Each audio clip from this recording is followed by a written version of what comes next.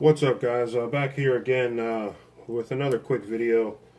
Um, what I want to talk about today is filtration and why filtration is important.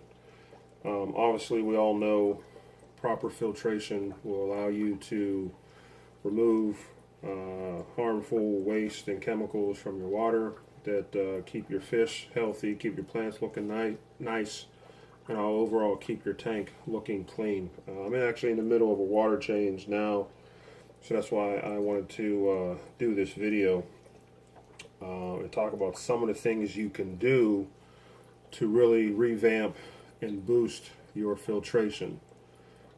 This tank here is a 13-gallon tank. This is that Aqueon widescreen tank. This tank came with a 10-gallon filter. I believe it was a Aqueon Quiet Flow 10, and those come with those thin filter cartridges that I'll show you here in a second. First thing you can do is really look at the size of your tank and buy a bigger filter for it. In this case, like I said, this is a 13-gallon tank. I bought the Quiet Flow 20. So this tank, this filter actually will filter the water. I believe it's 125 gallons per hour. And I'm not sure what the 10-gallon was, but I'm certain it was less than 125 gallons an hour. So you do the math and you figure out how many times a day that this tank is actually filtered through. Another thing that revamping your filtration will allow you to do is add more fish. You hear the term bioload and things like that, and what a bioload is that's essentially the waste that all your fish produce. Overfeeding, things like that will increase your bioload. Also, overstocking your fish tank will increase your bioload. But revamping your filtration will allow you to combat that a lot better than a lot of the standard filters that come with aquarium kits. So this is the filter pad that comes with that Aqueon Quiet Flow 20. I don't use them. What I do is I go to the store, and a lot of the pet stores you can buy, filter sponges, and I highly recommend those a lot more than these filter cartridges. Why? Surface area. Surface area that your water flows through and gets physically filtered.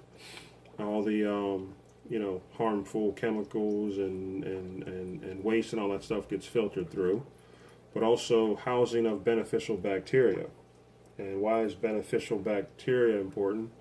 Because a lot of the chemicals or harmful chemicals that are released from your fish waste and uneaten food and things like that, even algae, that beneficial bacteria will combat all those harmful chemicals that can end up in your fish tank. So just to show you what I mean by surface area, here's a look at the filter cartridge that comes with the Aqueon Quiet Flow 20, and I'll show you some of the sponges that I use. And like I said, that's the water from the water change that I'm doing. So here's the sponges that I stuff down in that filter up there. There's the sponges that I stuff down in there. You can see the thickness of these sponges, so they get wedged down in there pretty good. Not only that, but I have ceramic media balls that house beneficial bacteria.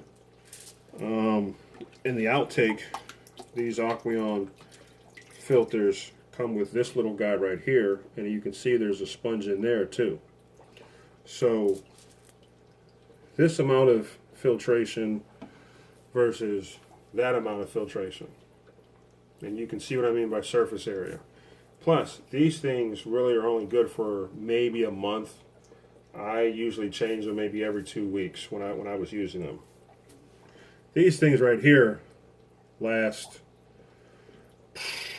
I've had these in this tank probably ever since I set the tank up, so 7, 8 months now, I guess. And they don't have to run the store and replace these. So you actually save some money using something like this. So keep that in mind when you're setting up a tank and you're looking at what kind of fish you want to keep. You're looking at the size of your tank.